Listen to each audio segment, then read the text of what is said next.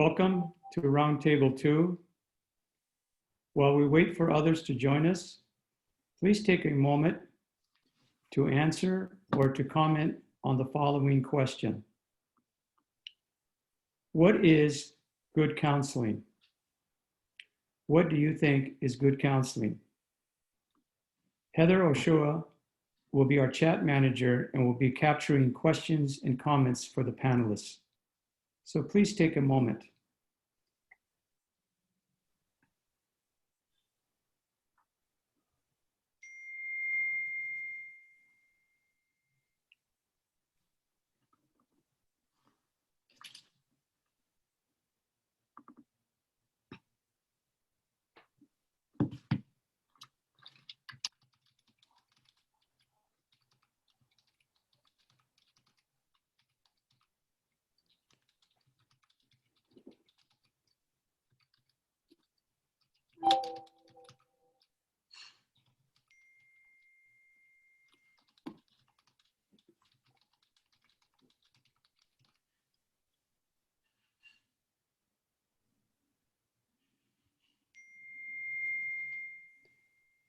For those who are just joining us, we're asking to jot down, take a moment to answer the question, what is good counseling?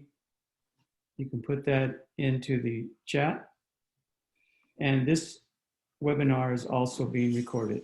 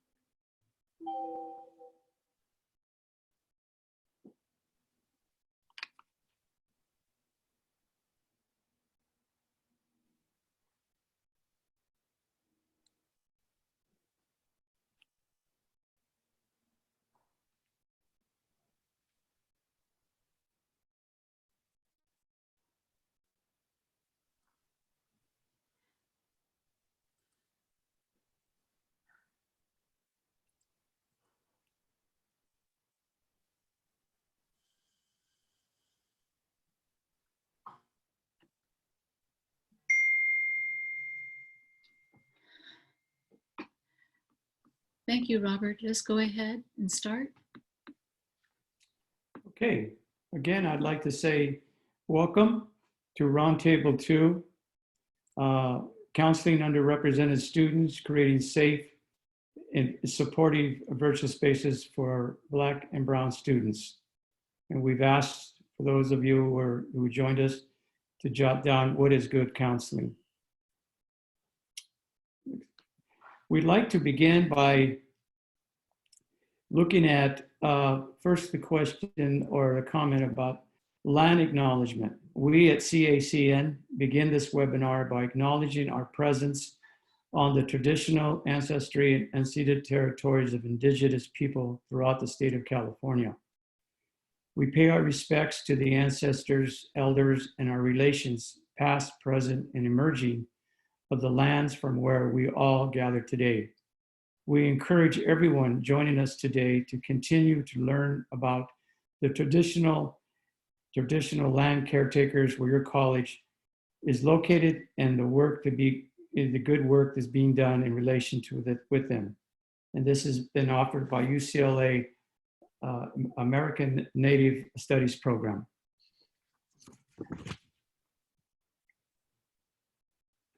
Welcome to today's session. My name is Robert Haudeke, and I am happy to serve as today's moderator. As one of the founders of the California Community College Network, I am proud to introduce our planning team that has created this series. First, we have Luis Chavez, Senior Director, Career Ladders Project, Heather Oshura, Counseling Faculty, Chabot College, Lupa Daniels, Counseling Faculty, Diablo Valley College, Dr. Patricia Avila, Counseling Faculty, Riverside City College, Derek Majors, Counseling Faculty, LA Trade Tech College, Christina Sandoval, Program Associate, Career Ladders Project. We at the planning team, we also want to acknowledge and thank Luis Chavez and the Career Ladders Project team who have supported counselors in this network for the past 10 years. We encourage you to join our community of practice with counselors across the state. If you'd like to join, complete the form in the chat. And I'll be sharing more about this later as well. Next slide.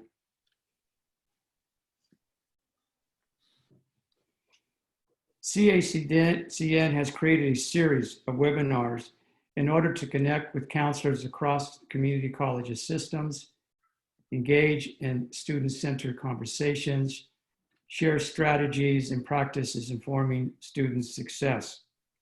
We are excited about today's session, Counseling Underrepresented Students, Creating a Safe and Supportive Virtual Space for Black and Brown Students. As colleges move online, reaching all students, particularly those who often have difficulty navigating our institutions, it is important for all of us to work together and learn new strategies and ideas that we can help our students. Today's conversation will focus on Black and Brown students.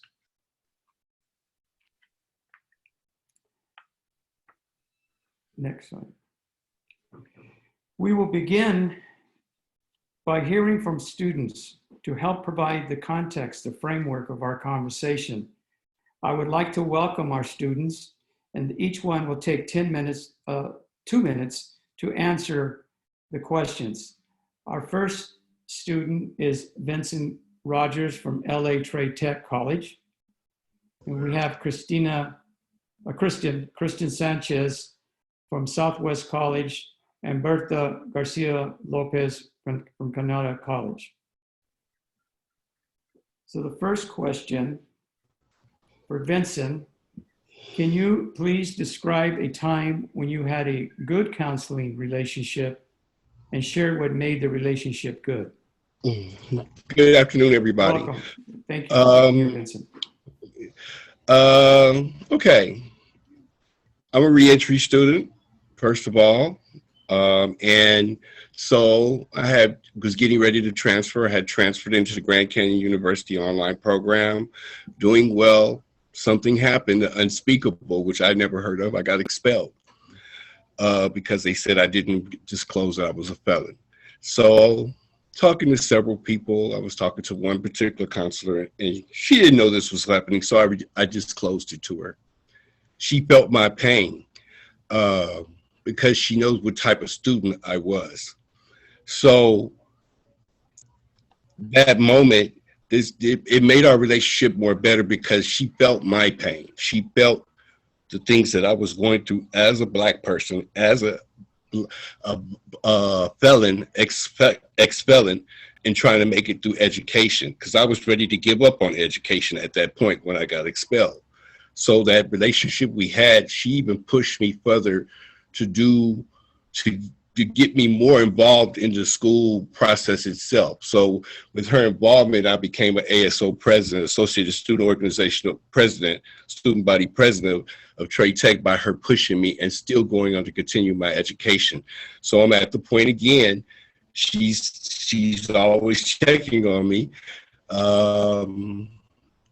to see where I'm at in my life, and she's making sure that I transfer. So I'm in the process, I'm transferring. So it's the connectedness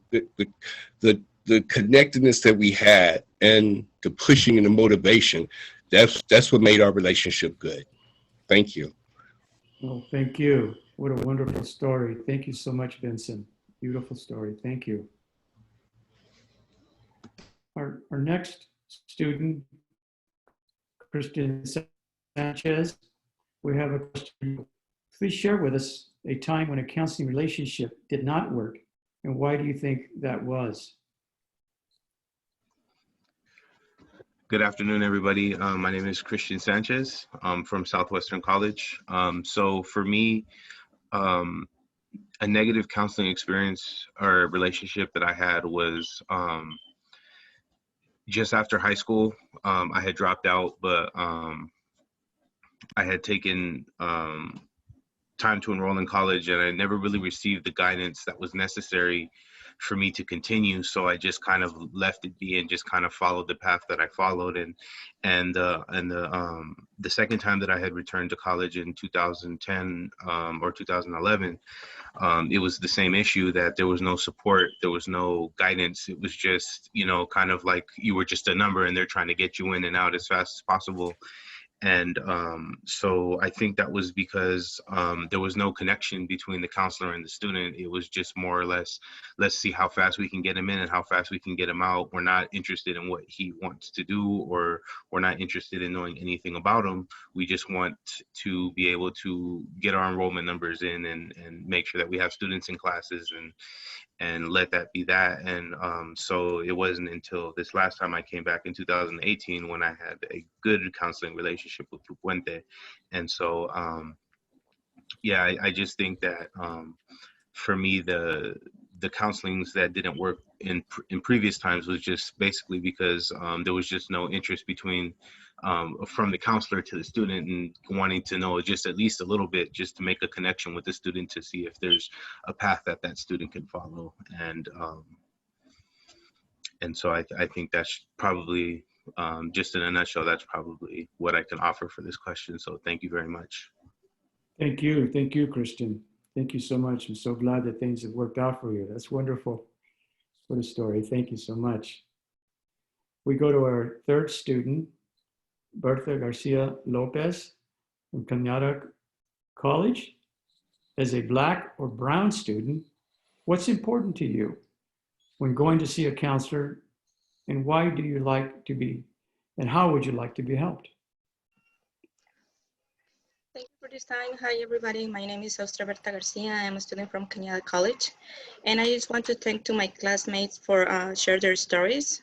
And it's something very important for me to hear that, because for me, when I'm going to see a counselor, it's very important to find a support, equality,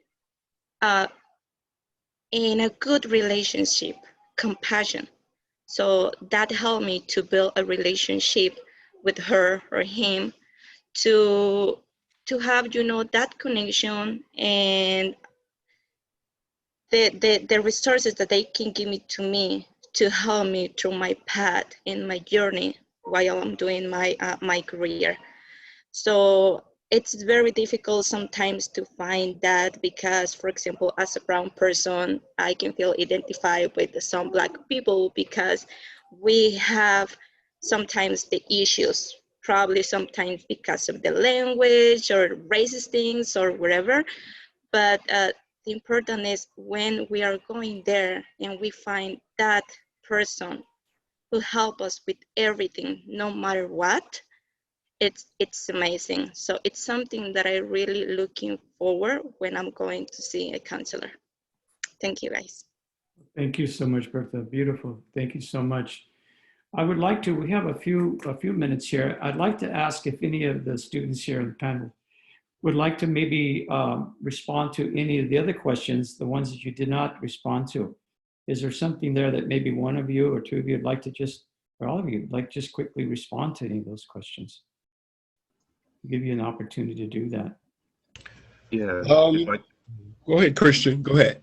Go ahead, and Okay. then we'll have Vincent follow. Go ahead. Thank you. Thank you. I appreciate that, Vincent. Thank you. So I'd like to respond to Vincent's question that he had, because like Vincent, I'm a returning student, not reentry, but just a non-traditional returning student. And so when I went into Puente, that's where I received like the best counseling I've ever had ever. And like Vincent as well, I became, I was encouraged to run for ASO president, and I eventually won. And now I'm president of Phi Theta Kappa. And I feel that it was because there was a connection that was built between myself and the counselor, and who my counselor is here, David Ramirez. He was the support that I never had in my life. And so, it encouraged me to meet my potential and exceed it. And I've never thought in my days that I would ever continue through school, or even let alone be involved in school in through student government or, other organizations. And I just think that if counselors are building these relationships with these students, then, there's untapped potential there that could be reached, that, that is important through, a relationship between the student and the counselor. So that's kind of all I just wanted to add in there. So thank you. Beautiful. Thank you so much, Kristen. Thank you. Benson? What's important is, and I'm going to say this because there, like Dr. Wilson, I have to give her a shout out, because she's an important factor. She's a mentor to me, because she's another one who pushed me as I was giving up. And just the other day when she called me to ask me to join this seminar, she said she was the only one I was the only one she could think of. And she asked me that one important question: what's going on with you? Let me help you with your future. So that's what I think most of the students look for in a counselor, not just at the moment, but also in the future. So yes, that's important. Thank you. Thank you. Bertha, do you have anything, Bertha, that you wanted to comment or do? Yes, something that I would like to share, and it was because I built a really good relationship with my counselor, and it's very good to find that in college, because most of the time, or in my case, I'm a mom and I'm working full time, and I was going to school full time. And sometimes it was so frustrated to deal with all the classes, with my professors, and the challenges that everyone can face in college.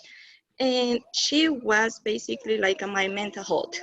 I can come to her and I can tell her anything related to my personal life, to my work, to my school, and I can cry with her. And to find that at college is amazing. So it's really important to find that support at college, where you can feel like I'm going to see my counselor, and I will be like a home with my best friends, where I can tell her anything and nobody will know about that. So that's very important to me. Thank you so much to you, and thank you to all of you. Wonderful voices, the student voices. So powerful to hear that. Thank you. Thank you so much. We'll go on now to the next slide here. At this time, I would like to introduce to you our today's facilitator, Derek Majors, counselor, Los Angeles Trade Tech College. Derek is very active in CACN, as well as involved in other counseling statewide initiatives. So at this time, I'd like to turn it over to Derek, who will introduce our today's panelists. Well, good afternoon, everyone. Gumbo starts with a bunch of ingredients. Some of those taste great by themselves, but others a little bitter. But when you boil them down, stir them up, the finished product is good eating. Today's roundtable, you have witnessed student voices, and you're about to hear some great thoughts, some how-tos, perhaps a little controversy, but when it's stirred all together, you're going to get some good food for thought, some counseling gumbo.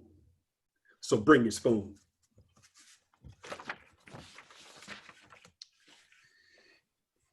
It's a pleasure to introduce you to today's panelist. From Cañada College, she is the EOPS Care FYSI Counselor and Coordinator, Lorraine Barrales Ramirez. Then we have David Ramirez. He's a counselor, professor with the Puente Project at Southwestern College. From Mira Costa College, go Oceanside. We have Dr. Wendy Stewart. She's the Dean of Counseling and Student Development. And rounding off today's panel, we have Dr. Marcia Wilson. She's the Dean of Equity and Special Initiatives at Los Angeles Trade Tech College. Next slide. All right, as you all see on the screen, this is not about us or any panelists just talking to you. We want to engage everyone who can hear our voices. So please engage the chat, right? Be a part of the gumbo. Remember I said bring your spoon. So make sure that you participate. For example, Dr. Stewart, we're going to call her Wendy, but if Wendy makes a point that's you like, or you have a question about it, throw in Dr. Stewart in the chat. How do you stir your gumbo, for example, right? So I want you to promise that you're going to definitely enter into the chat. So with that, and I've already queued up Dr. Wendy Stewart, I have question number one.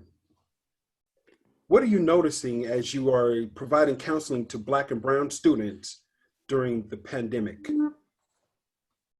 Thanks, Derek. That just made me really hungry. So, you know, I think one thing that we are seeing with our students is just very simply connection matters. And we heard that with our student speakers when they talked about what was it about their counseling relationships that really resonated with them. So we know online is not necessarily the same as in person.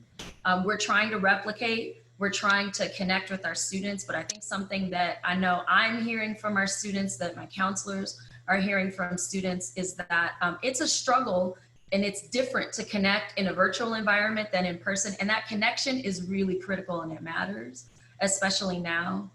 Our students are just experiencing more, especially our Black and Brown students.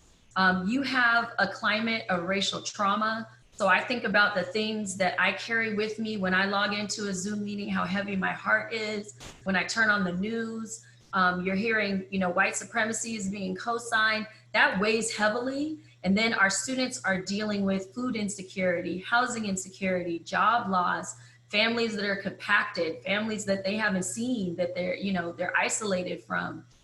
There's a lack of separation we're hearing from our students between home and school. So I had a conversation with a student who, you know, their video was muted, and at one point she unmuted and said, "Forgive me, but I'm in the bathroom, right? Sitting in this kind of corner of my house with the door closed, because this is the only private space that I have for this conversation right now." Other students they're taking classes in cars in the parking lot because that's where they can get the internet connection.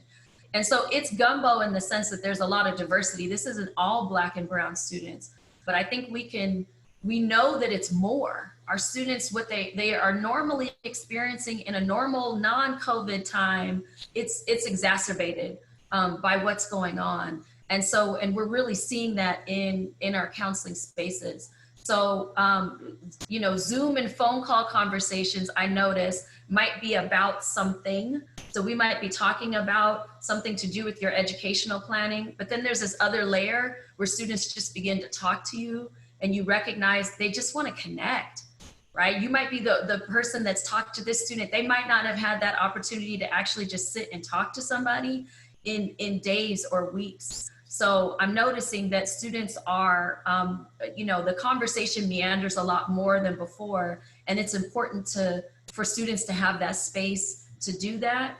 For our Black and Brown students, you know, just an opportunity to breathe, because it's a lot. It's a lot that's going on right now, and students are getting that message that, you know, whether it's on a national level or a local level, right? We're being challenged in every corner. You're seeing videos of people, you know, 8 minutes and 46 seconds, right? You're seeing that playing out in social media. So I'm telling students, you got to unplug at some point.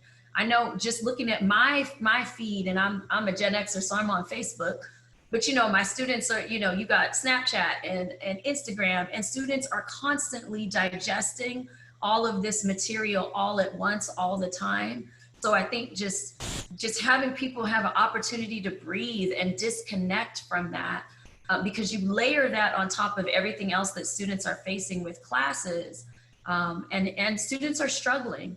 And I don't know that our students have an opportunity to even cope or even develop coping mechanisms. So I'm finding that sometimes reminding students, you know, you got to take a minute to breathe. I got to remind myself to do that at times. Just take a minute to turn your phone off, maybe not off, but maybe on silent and put it to the side, and just breathe. Walk outside, you know, take a walk, or just have a moment to yourself in silence, away from all of the noise, when you can just take a moment to breathe.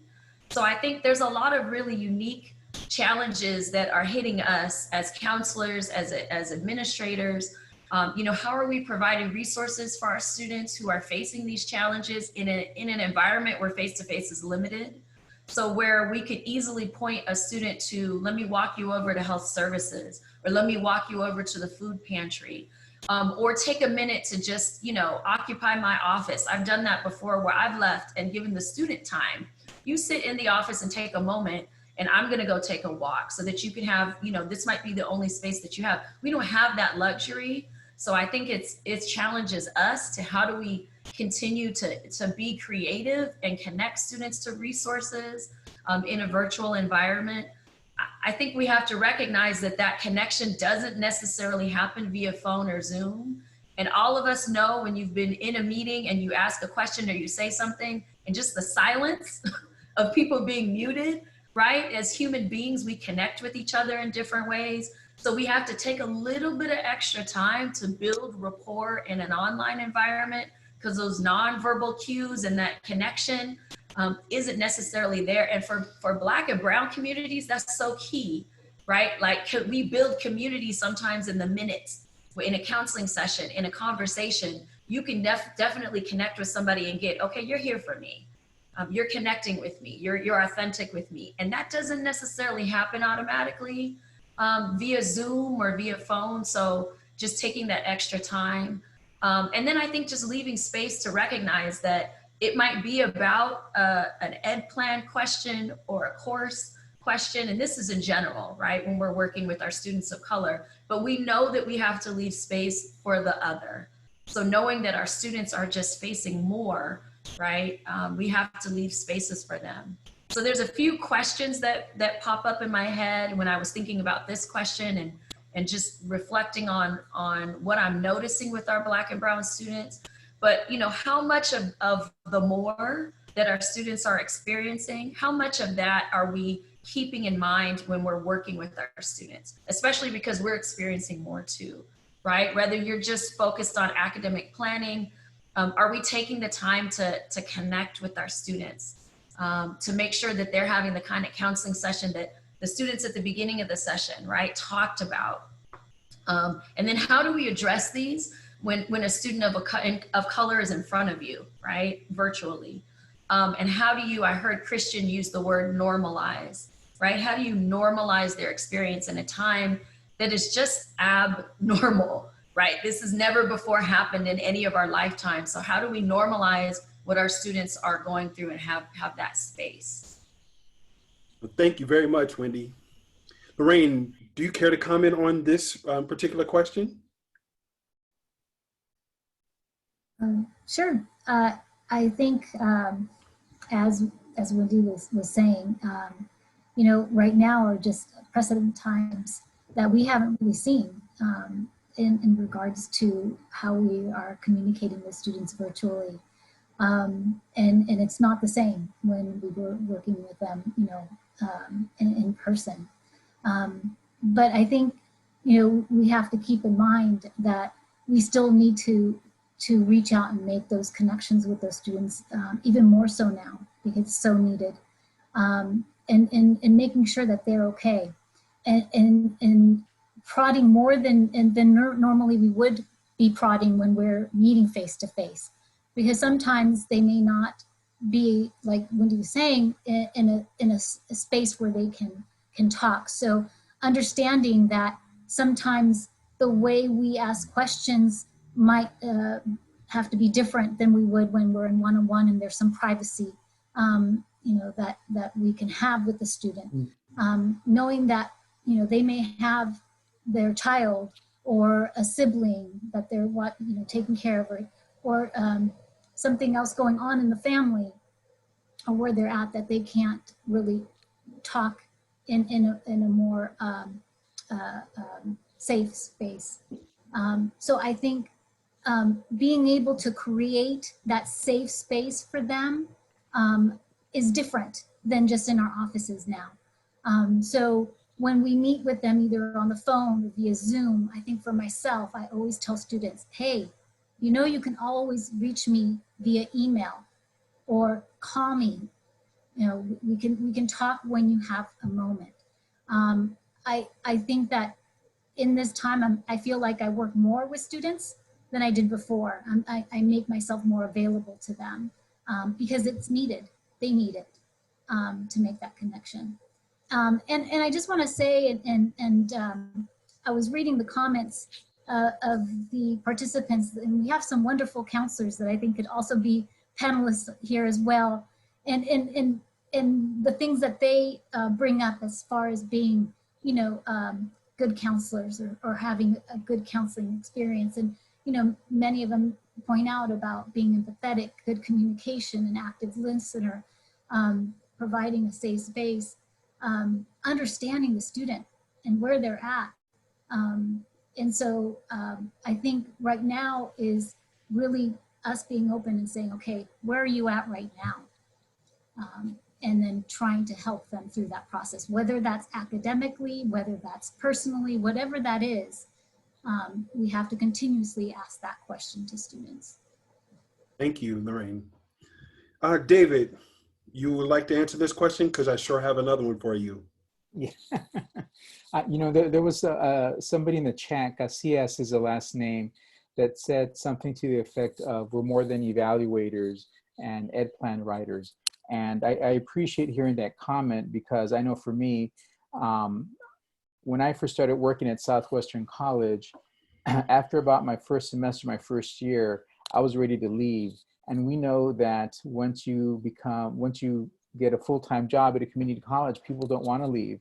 But I was ready to split, because I was doing only the ed planning. I was telling students what classes to take and here's what you need to transfer. And for me, that wasn't fulfilling. It wasn't fulfilling. I could do the ed planning. I mean, I've learned that, I can teach it. So that wasn't fulfilling my soul. And what helped me was when I was asked to do the Puente project and be the counselor for the program. And what that did for me was that it allowed me to use all of who I am.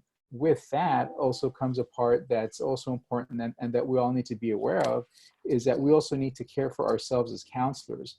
Because I think oftentimes we will go above and beyond, and we will bend over backwards to help our students.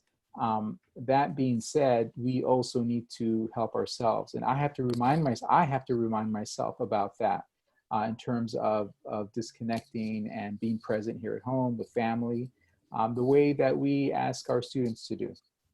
So it's rough. It's been rough for our students. It's been rough for me. I know my colleagues at our campus. There's ongoing challenges. Nobody prepped us for this. Nobody prepped us for this. We didn't see this one coming. But now that we're here and we know that we're going through at least spring semester, and who knows how much longer, I don't know. It's a lot of work. So we have to take care of ourselves. Outstanding, David. So there are a lot of great counselors on this roundtable. I would hope that you're putting your good spin or stirring the pot, like I said, into the chat, right? It's not about just listening. We're interacting with each other with love, of course. All right, now let's move to the second question.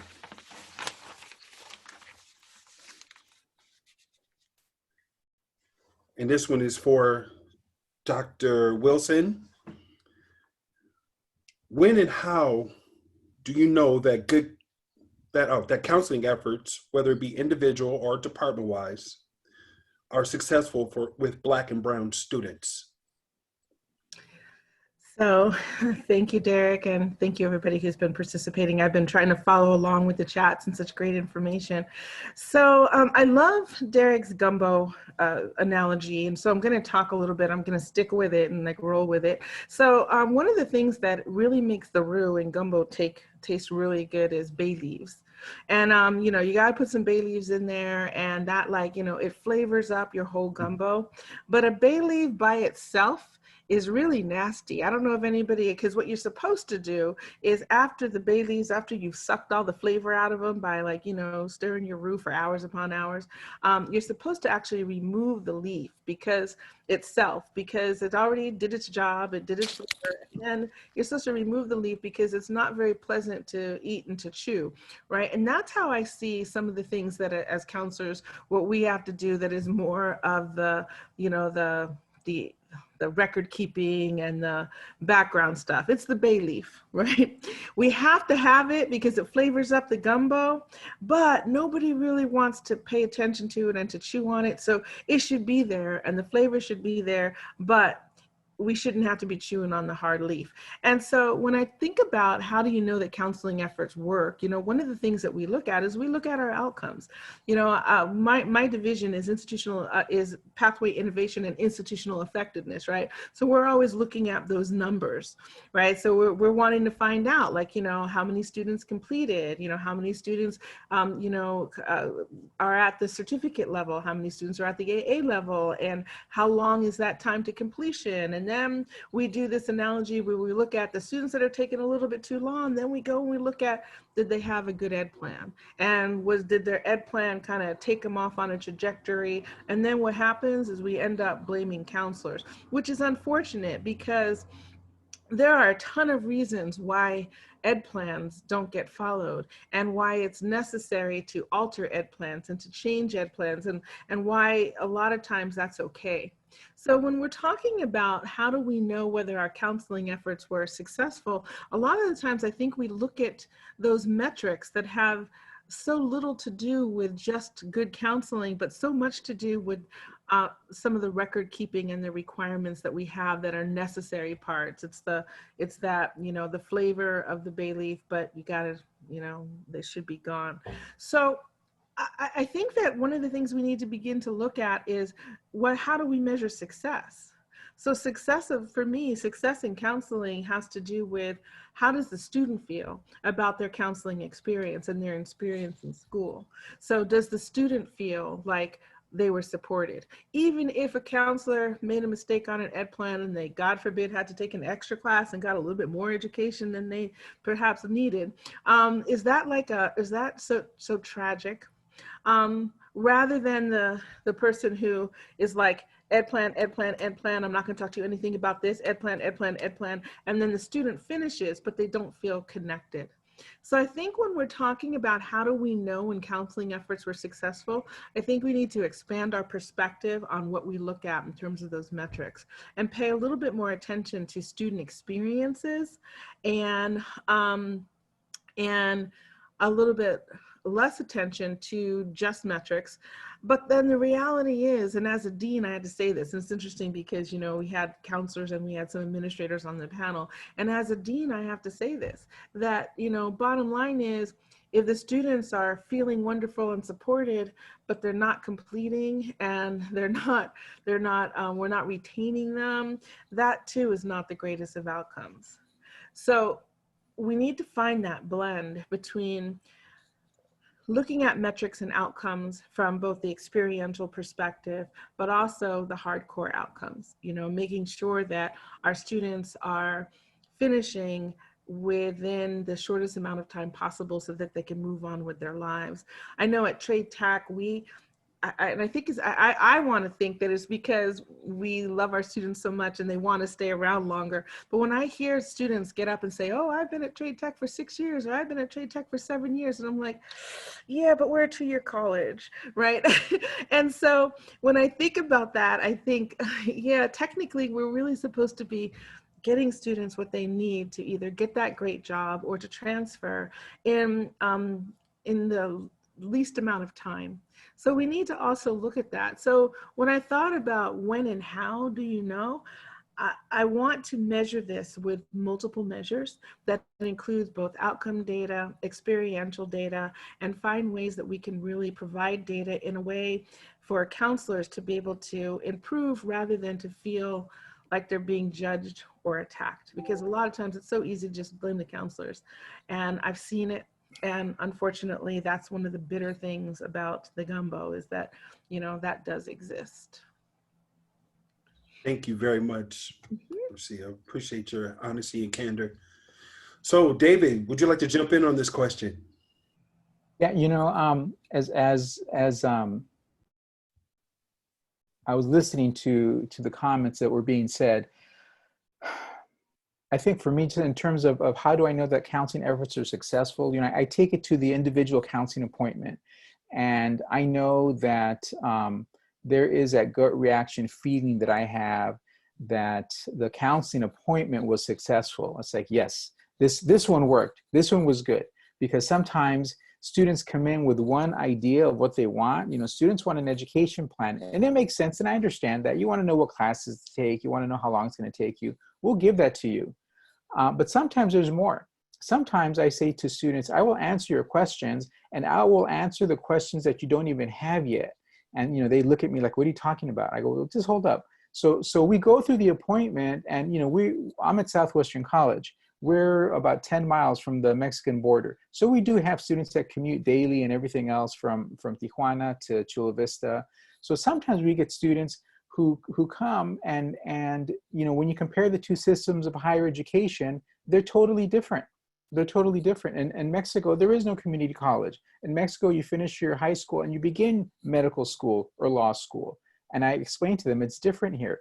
And when I go through this entire process of steps to higher education and how it works here and how they're different, you know, they're like, wow, nobody told me. And I said, well, of course not, because you didn't ask and you didn't even know to ask that question. So to have, for me, that sense of, I gave them some information, you know, I dropped some knowledge that they didn't know that even existed. You know, it felt good. It felt good. And, you know, sometimes we get to the education plan, sometimes we don't. If we do, great, but if not, they'll come back. And that's one thing I'm seeing now for me, the way that I measure success in my world, in my head, is when students are coming back because they don't have to come back and see me. They can go see somebody else, but I'm glad when they do. So, you know, it's just that good reaction feeling that tells me that this was a good appointment. That helps me to see successful counseling appointments. Thank you very much for that answer, David. I appreciate it. Lorraine, I'm going to follow up with a question there. Sure. Just to kind of follow in David's line in regards to the individual, I feel like as a counselor, we're here as a guide, right? We're here to guide students through their journey, their process through higher education. And as David mentioned, a lot of times they don't know what questions to ask. We know what they should be asking.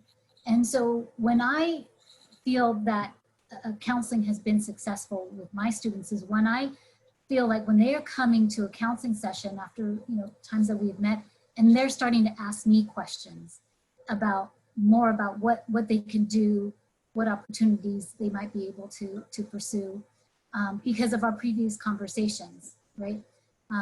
And so, or they email me later and they're asking, you know, other questions. So that self-advocacy is so important in guiding them through that and how to be their own self-advocate.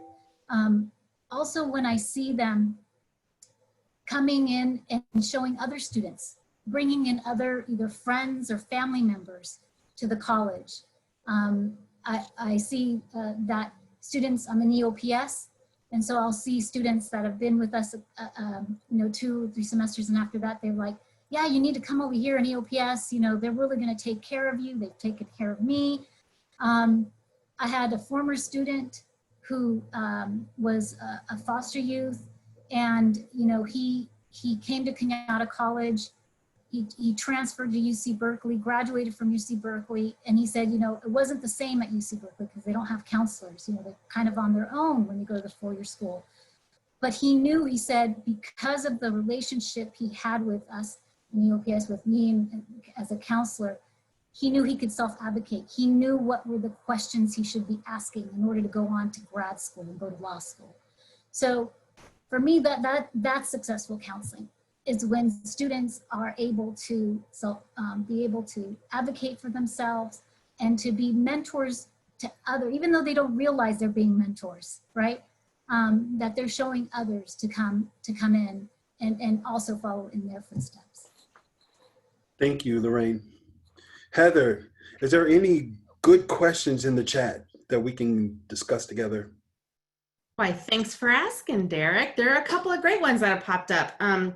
One question that came up and during the second panel question was, outside of learning communities, are there any counseling departments incorporating more of a case management format in counseling to reach and connect and stay connected with students? Who would like to address that? I can Go ahead, Wendy. talk just briefly about some of what's happening at Mira Costa College. So as part of our guided pathways efforts, we have 6 academic and career pathways. They're pretty much what others might call meta majors. And so we created student success teams around each of the 6 ACPs. So each ACP has a collection of majors within that. And we created a success team that's made up of instructional faculty, counseling faculty, career center staff, and classified members that are success coaches. We have students involved who serve as peer mentors, and that success team looks at the data. And we have actually called out that if we have a success team that looks at all data across the board in our general student population, we're not closing any equity gaps. So our Latinx and Black students are our most disproportionately impacted at our college. So the focus of those success teams are on those students. And we've pulled data, looked at quantitative data, looked at qualitative data. So I saw some questions in the chat about how do you look at data that's beyond numbers. So our student voices are really important. We have really robust focus group data. We looked at programs that are doing it right. So Puente, EOPS, Emoja, and those teams have created a case management model where students are contacted via phone. They receive an email from the team letting them know who their team is. We've set up a system so that those students have priority appointments with counselors and had discussions about how, yeah, the comprehensive ed plan is like that outcome piece, but our students going to be really ready to do that in their first semester. So how do we measure success? And that might be that the student follows up, the student responds to the email, the student comes for an express counseling appointment. So we're trying to also look at how we measure success. And I can put my information in the chat if folks want to learn more, but we just started it this semester and are hoping at the end of the year we can look and see some improved outcomes specifically for our Black and Latinx students, and that students feel more connected and have a person rather than a department or a service. They have a group. So like, I'm your counselor, I'm your success coach. If you have a question about financial aid, you can come and ask me, even though I'm not in financial aid, so that they have a contact that they can see as an anchor and somebody who's there for them. Thank you for that, Wendy. Any other comments from the chat? Yeah, actually, there was a question for Marcia, a statement and then a question that said, to Marcia, you are right. Often councils are held responsible for shortages or failures and not recognized in the institutional successes. And the question is, how do you think counselors can help lead the changes that they recognize an institution has to make?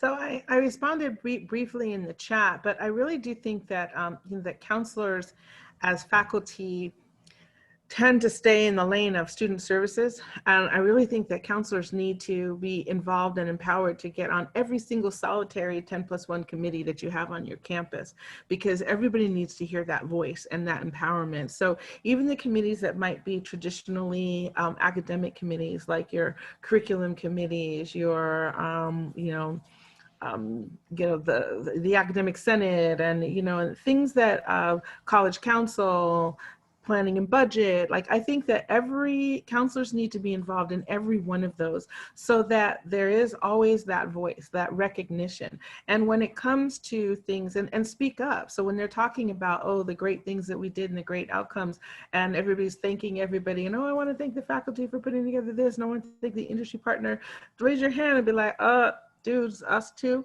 right? It's okay to actually really make sure that people understand the importance of the role of counseling. And I usually bring this up because a lot of times when people are talking about, when you hear students talk about what got them through, rarely do you hear them say, oh, I got through because, you know, my curriculum was aligned with industry standards and I received that external industry certification. Like, you don't hear that. That may be true. That may be something that's really important, but usually what you hear them talk about is that person, those stories that we heard from, you know, from our students today, that person and that connection. And we just need to continue to remind folks about that. So my thing is empowerment, get on those committees, you know, and speak up. Thank you, Marcia. Heather, let's go for 3. One more question. So one real specific question that was just posed in general was, is there a measurement tool out there to gather data on students' experience with a counselor? Anyone care to jump in on that?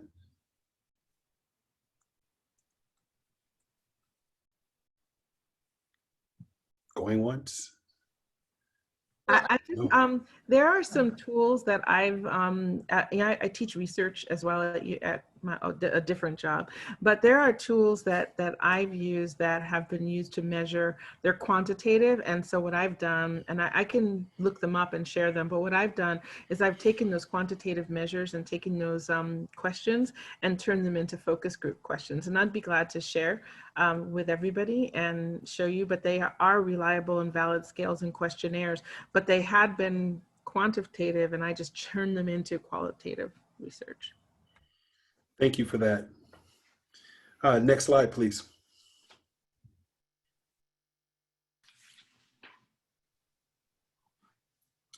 Okay, back one, please. All right, so if all of the panelists would come off mute, right? And now it's time for questions and answers. If you have a question, panelists, participants, shoot your questions. Just wide open, right across the table from each other. Stir it up.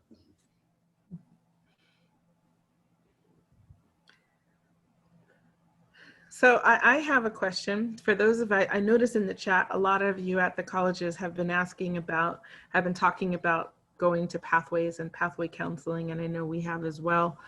And I just wanted to just get real.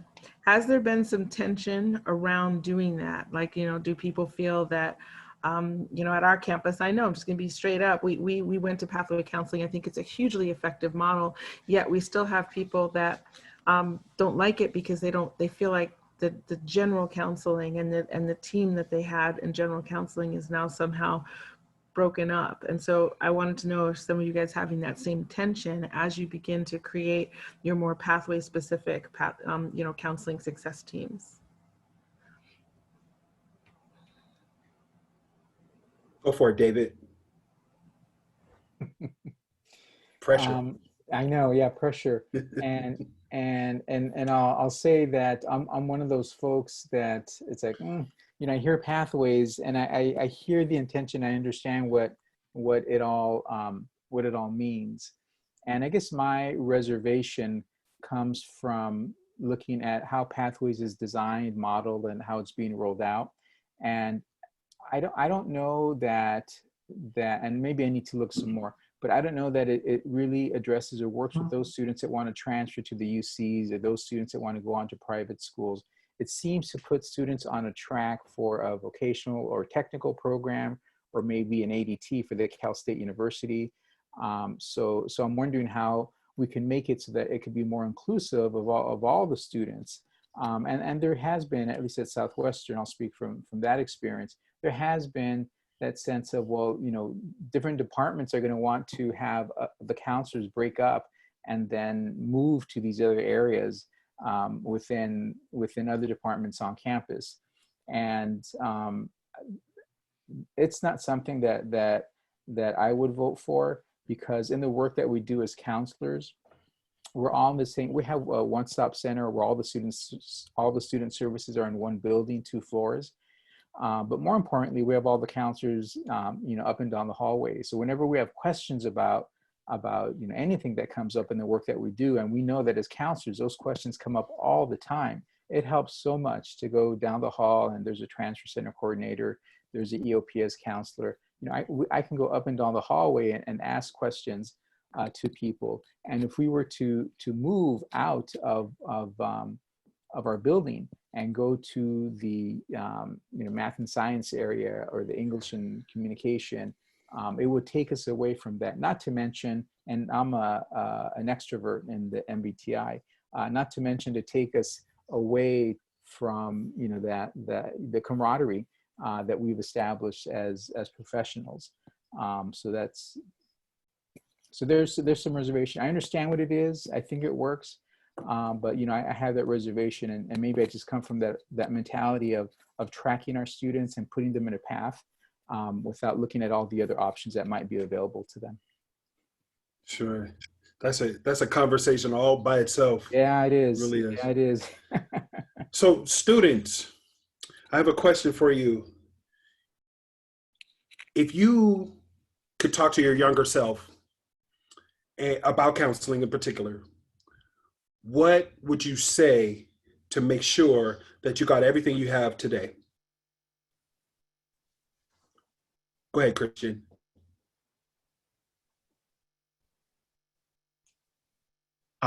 So for me, I would tell my younger self, don't be afraid to ask for help, because I grew up, like my father was like a very old school, very strict individual, and he was very set in his ways. So if you were asking for help, then that meant you were weak, because that means you don't know something, or if you're vulnerable in any kind of way, then you're not a man and stuff like that. So it took a long time for me to knock that wall down, because even now I still kind of question myself too. Like I'm a crier, so I just, for whatever reason, I'm a crier when I talk about things sometimes. So that makes me feel a little weird sometimes, but people tell me like it's okay to cry, but like I still have that instilled in my mind that if you cry, you're weak, you show your weaknesses, and people think you're a fool and things like that. So I would just tell myself to not think like that. Just ask for help, be vulnerable, and 9 times out of 10 or 10 times out of 10, you're going to get what you're looking for. Hey, 2 things, man. First of all, thank you for your honesty. 1, I saw those babies coming up, hugging up on you. Old men don't deserve to be called daddy. So that's good stuff, man. 2nd, real men cry. I cried this morning. Moving on. Lorraine, I have a question for you. What's on your mind? Cool. Yeah, I'm sorry. What is on your mind? Oh, what is on my mind? No, I was just thinking, you posted that question to the students, but it just brought me back to when I was at the younger self, and when Christian was talking about, our family structure, and I think that that molds us, right? My parents were immigrants from Mexico, and they had second English language learners, and I was first generation college student. I'm thinking, I didn't know what to ask. I didn't know what to do. I didn't know where to go. And although I know I wanted to go to school, I just kind of luckily fell into good places and good spaces where I had mentors and people to support me. And I think part of it was that I had to get to a point where I too would be okay to ask for help, because you should be able to do it on your own, right? You you shouldn't be asking for help. You can do it. You're hardworking. You can get through it. But knowing that, people are there to help you and support you. And so that's why, as a counselor, that's what I bring. I want to tell students, I'm here for you as a counselor, but again, as a partner in your journey. So, because that's what I had. Thank you. Thank you for that. Bertha, I asked you the same question. When you were a young person, and if you could talk to that young person, what would you say about when you were talking with a counselor, what should you share first? My situation or my legal situation or anything that comes to my mind, because I always say to myself not to be afraid. And it's something very difficult to do for me as an immigrant. And sometimes when I'm going to see one person the first time, I'm sweating, I'm shaking, I feel nauseous, I want to throw up because I feel so nervous. But then I'm like, what can happen? I mean, you're going to school, you want to gain education, you want to have different life for you and your family, you want to grow up in this country, you want to be different. It's difficult, but I'm glad that I can find people that support me and I will say, and support my inner child, because everybody can be afraid, but you can find that support and you feel like don't feel afraid. We are here to support you. We are family and this is your home. Currently, I'm taking classes at San Francisco State University and I'm taking classes at Cañada. And Lorraine can talk to about my experience. And I was crying when I had to leave college. I was crying because it's like, well, I'm still there, but when you're working on your transfer, it's like that connection that you are saying, like, it's almost time to fly away. And I don't know, I don't want to do that. I want to stay here. I spent 4 years, semester behind semester, and I was like, I don't want to leave. I want to stay here. There is any chance to do that? So, but it's like, no, you have to grow up, go again. You have to fly and you have to leave home if you want to do something for your life. Thank you for your honesty. Oh, wow, Sound that was familiar, awesome. Vincent? Yeah. Hey, we're coming around to Vincent. We're coming around to Vincent right now, Marcia. Hey, Vincent, I've watched you. So again, I'm gonna ask you the same question. If you could ask the young Vincent, what would you say? If I was to tell my younger self, closed mouth don't get fed. Despite of what you have done in your past, is that you can go forward. So, like I had a pleasure of taking Professor Major's class, a counseling class at that, okay? And it wasn't just about getting through school, which it was, but it was about life itself. That no matter what you have done, no matter what you're trying to do, that you can do it. Just like Dr. Wilson. I'm a crier too, Christian, so don't, it was the devastation of getting expelled from Grand Canyon because I was a felon. It's a whole long story, believe it or not. Somebody told them I was a felon. They said I disclosed it. I was devastated. I cried like a little baby because this is something that I'm trying to do to change my life. And Majors and Dr. Wilson, they say, oh, you could do this. Even Miss Campbell, Miss Campbell, she's a counselor at Trade Tech. She's another one that I'm constantly, I talk to her on the phone all the time and we talk about how you doing? And she, like I said, these particular people that's here, I appreciate you wanting to impact Black and brown students. That means a lot, regardless of what we do or what we have, to get us through education. Because like I said, I was ready to quit. I was just like, I was a 4.0 student at a university, and they expelled me for, they say I disclosed, but it was never asked, but that I appreciate that push. So thank you, majors. Thank you, Dr. Wilson, for keeping me going. Because, like I said, I was ready to quit. Thank you. Wow. Thank you, man. So counselors, David and Lorraine in particular, what would you tell these graduate students who are listening or on this roundtable, sitting next to you perhaps? What would you tell that person, your best advice, your best one-liner, your best how to engage Black and brown students? Lorraine, do you want to go first?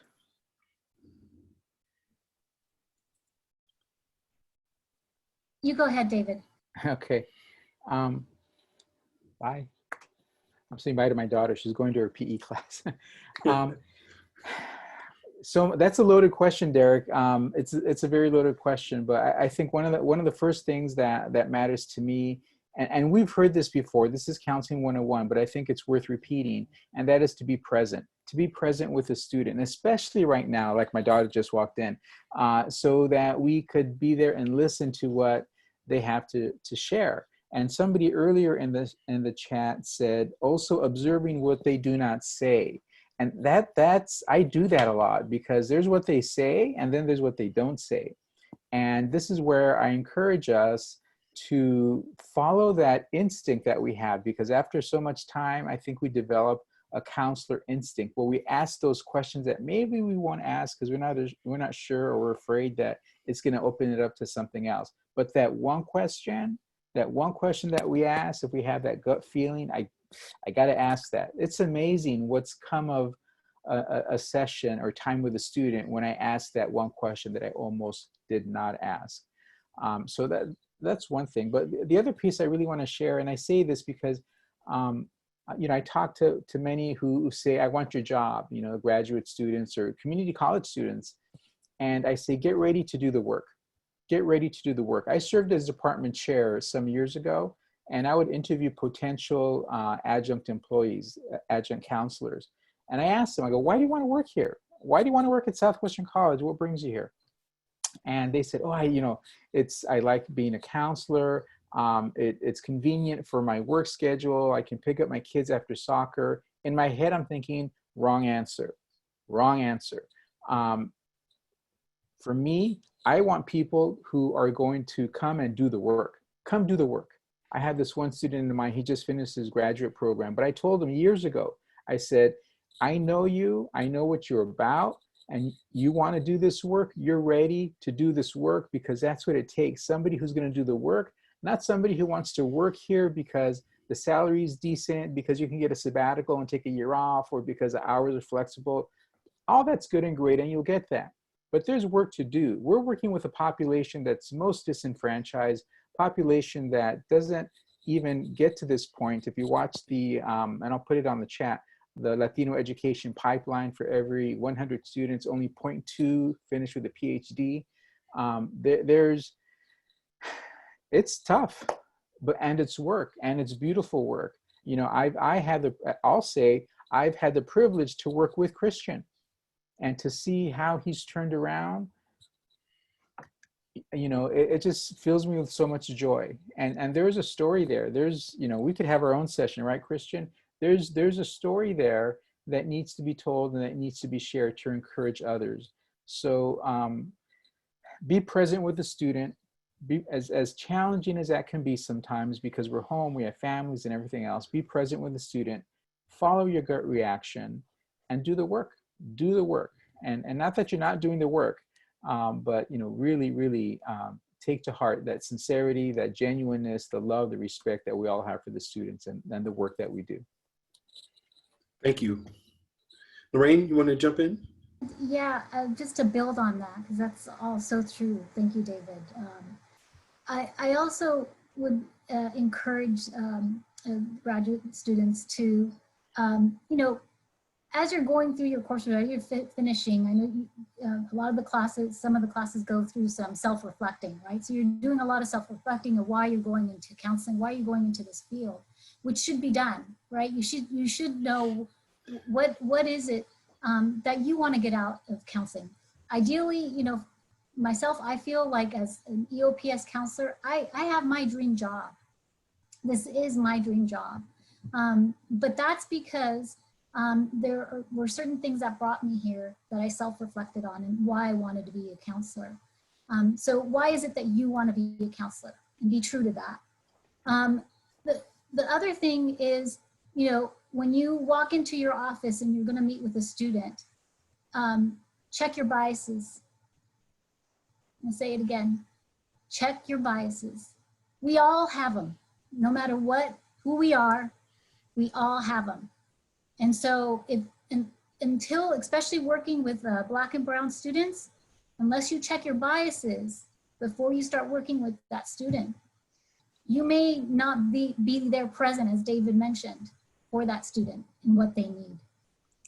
So in order to be there present for that student, you have to check your own biases. So those are two things that I would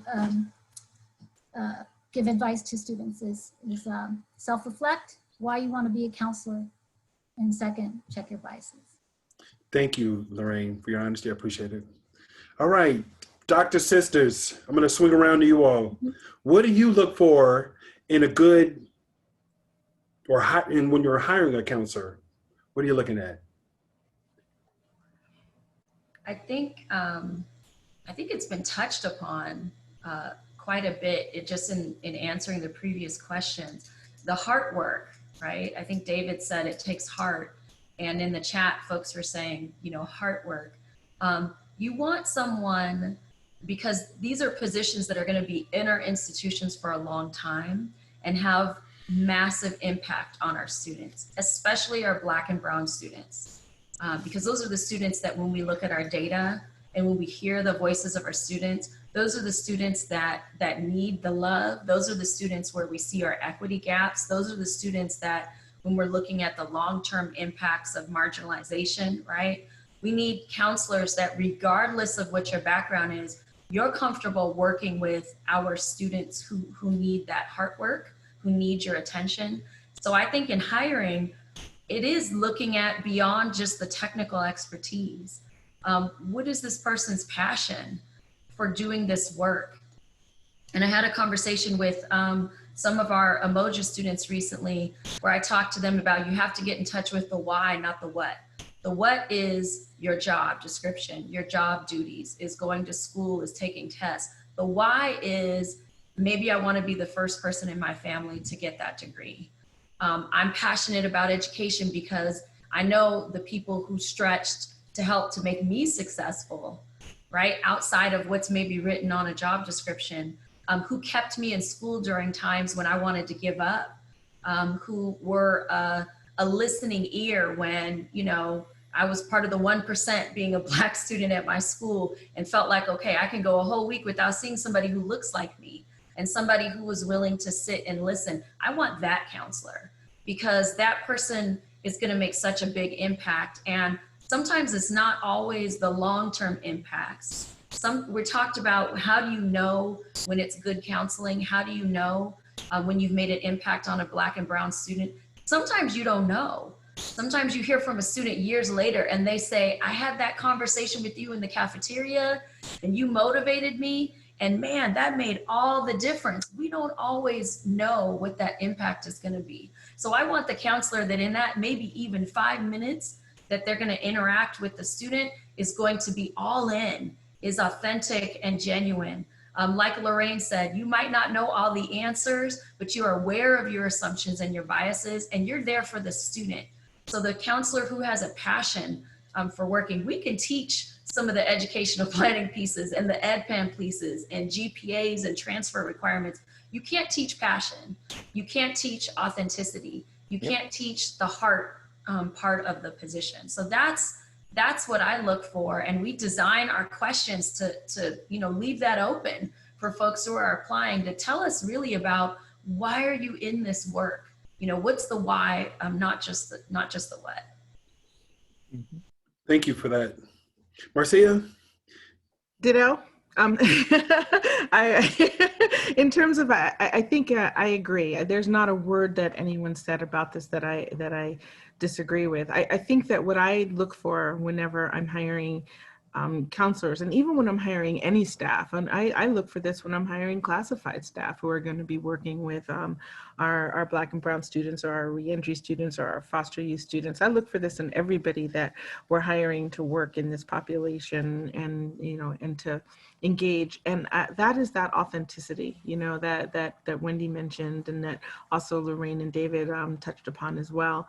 Is I want it to be real, and I need to. There's some questions that I could ask to get at it, but it's also a sense that you get. I want authentic engagement. I want somebody who understands that the thing that you have to start with is giving a crap. Everything else we can learn, everything else we can teach, but you have to care. You have to give a crap, and people have to know that you give a crap. And that's what's about it. That's what that connection is. That's why there's that special relationship that people have. And I think that people who choose to go into this field, they tend to have this more than others, but not everybody. So I'm looking for that authenticity. I'm looking for that self-awareness of your own, when Lorraine talked about checking your biases at the door, I'm looking at that self-awareness and people who are willing to do that deep work. And, people that I just feel would be a good fit, particularly for my college and wherever that happens to be at the time. Thank you. Vincent, really quickly, if you were telling a new counselor, as a student as you are, what one sentence would you give them as far as advice is concerned? Leave them at the door. Leave them at the door. Just leave them at the door. Don't even entertain it in your vocabulary, because it might not pertain to each individual student. By me facing bias at a university, I feel that shouldn't be included in the equation whatsoever, because as you thinking I'm a felon, I get that automatically. You know what I'm saying? So if I met a new counselor and I would detect that, I would have to simply say, can you just leave this at the door? I'm just a student right now. And that's how my attitude would be. Thank you. Thank you, Vincent. Appreciate it. Next slide. All right, participants, here's your opportunity to answer some questions. So pick up your cell phones, other computer devices, and go to mentee.com. And when you go there, there's a code there, 44 36 13 1. And then you can take it from there, or you can go into the chat and click there. There are going to be 3 questions, a wooden one. We don't have a wooden spoon. My daughter's fussing at me. I was trying to get a spoon. Keep it real at home, right? All right. That's good. That was classic, man. Kind of the gumbo analogy. Yeah, exactly. She blew it for me. Wow. But anyhow, there's going to be 3 questions, and you can look at the screen and see motivational and helpful and conversation and inspiring and praxis. Motivational comes from inspired, right? First question was this session in one word, right? Thought-provoking, together, spoon. Wow. Helpful, good, I'm glad. All right. And now let's move to the second question. If any of you have answered that one, what resonated with you this discussion? And I'm sure people are typing in. Wow. The importance of the chance for us to talk and connect with each other. Okay, very good. Remind me why I'm a counselor. There you go. Amen. Right? The advice from everyone, be genuine, peer-to-peer, real talk, guided pathways. Right. Come on, give me some more. Now, the importance of counseling, outstanding. Be present. Why am I pursuing this career? Amen to that. Authenticity and hard work, good. Honest student stories. Hey, let's give a virtual hand clap for our students. They were awesome. Awesome, awesome, awesome. Thank you all for your honesty. We appreciate that. And the third question, what are some key takeaways from today's session? Counselors are amazing. That's right. How much I love my job. Reconnect with my discipline and love of a practice. Outstanding. Address biases. Be present. Take care of our students. Leave them at the door. Go, Vincent. I am blessed to have my dream job. Hey, Lorraine. Appreciate the new connections we made here. Outstanding. Well, my baby didn't know that we had a wooden spoon, but I always want you to remember when you take that spoon and you're dealing with your students, and even when you don't feel like it, stir it anyway. Stir it with your left hand, stir it with your right hand, because the more you stir, the better it tastes. Thank y'all very much. My part is done. Thank you very much. Go vote. Thank you. Thank you. Thank you very much. Thank you. I'm not even sure how I could put any closer to this. Wonderful job facilitating, Derek. We want to thank all the panelists, the students, the participants, your comments, and for all of the conversation that's happened today. I want all of you to know also, I'm glad to hear that I'm not the only crier, that there's other criers out there. So I appreciate that. I'm glad to hear that. It's just wonderful, wonderful to hear everything. And just so much that's happened here today. I just like to just really quickly look over, never quit. I love that. Never, ever quit. Never say no. Reinforcing how important it is to be a counselor, how important it is to get on our campus committees. Counselors have to be there to be the voice. We can't expect others to do it. We need to do it for ourselves. And helping our students. And I like the idea that some had mentioned about it's more than educational plans. It's much more than that. I want to, if you see the screen now, what I want to just remind you again to consider joining our community of practice. Through Basecamp, we share strategies, news, and tools. You can monitor the way that you receive notifications. You follow the link in the chat to join us. We encourage you to do that. It's a wonderful way to stay connected, to learn, to improve, to share. So we encourage all of you to join us on our statewide Basecamp.